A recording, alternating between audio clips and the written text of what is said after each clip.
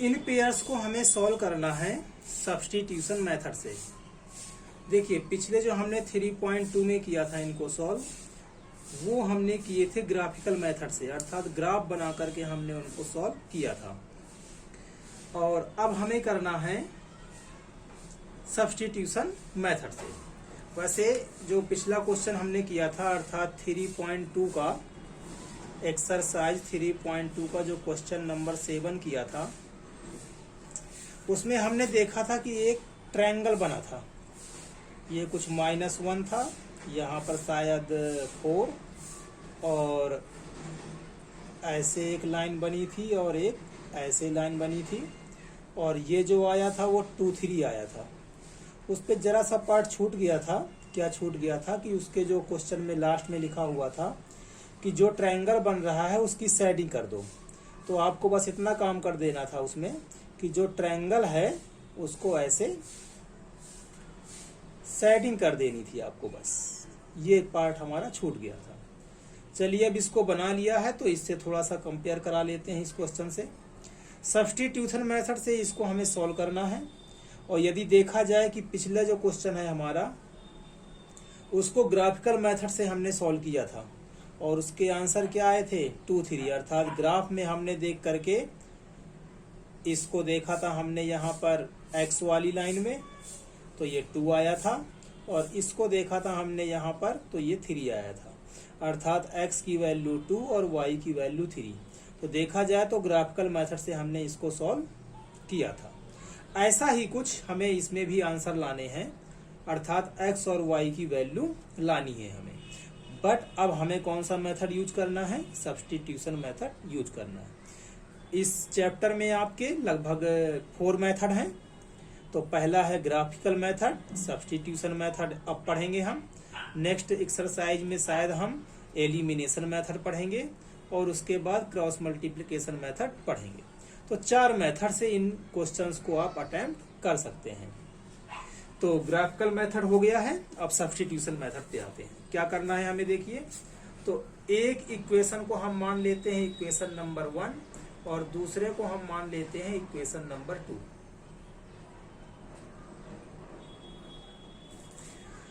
तो from equation 1 या 2 से ही शुरू कर देते हैं। देखिए आप कहीं से भी शुरू कर दीजिए, चाहे 1 से चाहे 2 से। अब 2 नीचे लिखा हुआ है तो हम 2 से ही स्टार्ट कर देते हैं। तो x minus y equal to 4 लिखा हुआ है, तो आप हमेशा एक वेरिएबल को, चाहे x को चाहे y को, आप यहीं पर रोक लेंगे और दूसरे वाले को आप इक्वल के इधर भेज देंगे राइट साइड में। तो माइनस का y है, इधर आएगा तो किस में हो जाएगा? प्लस के y में। यही करना है आपको, सब्स्टिट्यूट कराना है। ठीक है, तो x की वैल्यू हम ये सब्स्टिट्यूट करा देंगे दूसरे इक्वेशन में। तो सेकेंड इक्वेशन से हमें क्या मिला? x का x माइनस वाई इधर गया तो किस में हो गया? प्लस वाई में।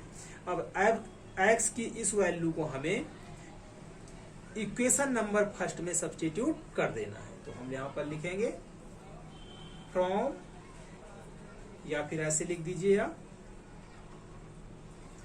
Put this value of x की इस वैल्यू को हम किस में सब्स्टिट्यूट कर रहे हैं? किस में पुट कर रहे हैं हम? इक्वेशन नंबर फर्स्ट में।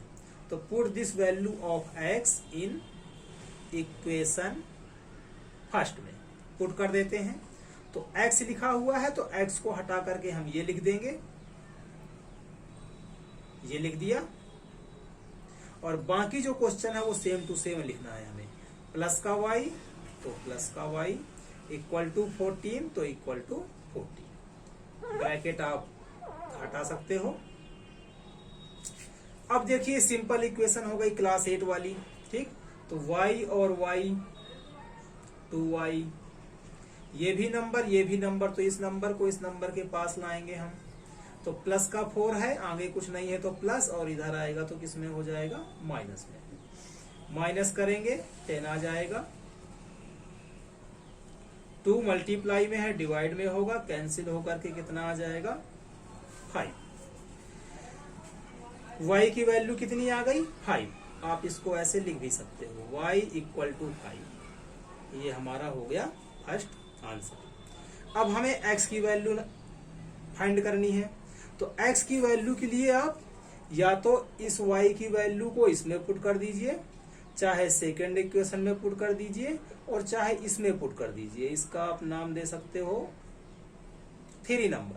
तो 1 2 3 किसी में भी आप पुट कर सकते हैं। तो हम पुट कर देते हैं थर्ड वाले पे। तो x इक्वल टू 4 प्लस और y को हटा करके क्या लिख देंगे 5। तो x की वैल्यू कितनी आ गई आपकी 9। तो ये रहा और ये रहा आपका क्या आंसर। इसमें भी देखिए हमने x और y की ही वैल्यू फाइंड की थी ग्राफ से देख करके, और इसमें हमारा बिना ग्राफ के कुछ कैलकुलेशन करके आ गया। सेकंड पे आते हैं, तो फिर से वही, इसको मान लीजिए आप फर्स्ट इक्वेशन और इसको मान लीजिए आप सेकंड इक्वेशन। वैसे सेकंड इसको मत मानिए, इसमें थोड़ा सा हम सिंप्लीफाई करेंगे उसके बाद करेंगे। सेकंड पे आते हैं, तो हमें पता है कि जब भी कुछ ऐसा दिखता है तो हम इसका एलसीएम लेते हैं। तो 3 और 2 का एलसीएम कितना हो जाएगा 6। 3 की टेबल में 6 दो बार में, 2 का s से करेंगे तो आएगा 2s। 2 की टेबल में 6 3 टाइम्स में, और 3 का मल्टीप्लाई t से करेंगे तो आ जाएगा 3t। और इक्वल टू में कितना है 6। तो 2s प्लस 3t, और ये डिवाइड में है, इधर आएगा तो किस में हो जाएगा मल्टीप्लाई में। तो 6 कितने हो जाएंगे 36 हो जाएंगे। तो इसको मान लिया हमने इक्वेशन नंबर 2। अब देखिए सिंपल कौन सी इक्वेशन लग रही है, पहली वाली। तो पहले वाले से स्टार्ट करते हैं हम। तो हम लिखेंगे यहां पर फ्रॉम इक्वेशन फर्स्ट, लिख देते हैं फर्स्ट इक्वेशन को हम, ये लिख दिए। फिर से यही काम करना शुरू करेंगे हम, s को यहीं पर रखते हैं और t को भेज देते हैं राइट साइड में। तो 3 माइनस है तो इधर आकर के क्या हो जाएगा प्लस का। अब इस s की वैल्यू को हम किस में रखेंगे, इक्वेशन नंबर 2 पे रखेंगे। तो put this value of s in equation number second में पुट कर देते हैं। तो ये लिखा हुआ है 2s, तो 2 तो रहेगा ही रहेगा, और s को हटा करके हम क्या लिख देंगे ये। तो हमने लिख दिया s को हटा करके 3 प्लस t। बाकी जो क्वेश्चन आपका है एकदम सेम टू सेम हमें यहाँ पर लिख देना है। तो 2 की मल्टीप्लाई जितना ब्रैकेट है उन सब से होगा। तो 2 का 3 में 6, 2 का t में 2t। 2 की मल्टीप्लाई इससे नहीं होगी क्योंकि ब्रैकेट यहाँ पर क्या हो चुका है क्लोज, और आगे लगा है प्लस, तो प्लस लिख देंगे, और 3t का 3t इक्वल टू 36। x से प्लस होगा माइनस होगा, y से प्लस माइनस होगा, t से प्लस माइनस होगा, और s से प्लस माइनस होगा। तो t किससे प्लस माइनस होगा, t वाले से। तो दोनों प्लस में है, तो 2 और 3 कितना हो जाएगा 5t। नंबर से प्लस माइनस होते हैं, तो इस नंबर को इस नंबर के पास ले जाएंगे, तो इधर कुछ नहीं है तो प्लस, इधर आकर के हो जाएगा वो माइनस।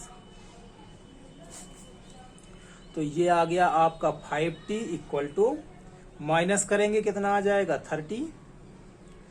अब आप इसको चाहे ऐसे करो कि 5 नीचे ले जाओ, ऐसे फिर कैंसिल करो, और नहीं तो आप कैसे कर दो।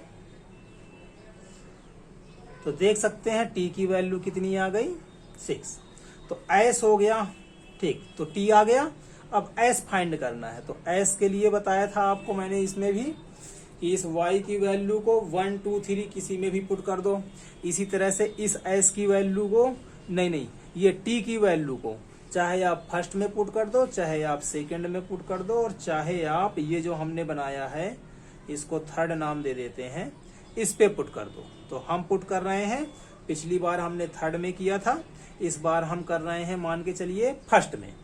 तो फर्स्ट में पुट कर देते हैं इस वैल्यू को। तो put t equal to 6 in equation number first में। तो s का s माइनस और t को हटा करके लिखेंगे हम 6 इक्वल टू 3। तो -6 इधर आएगा तो किस में हो जाएगा, प्लस में, तो s की वैल्यू आ गई आपकी 9।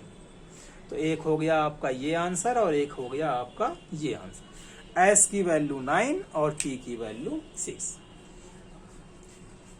तो ये 2 पार्ट हो गए पहले क्वेश्चन के। तीसरा पार्ट जो है हम अभी करेंगे।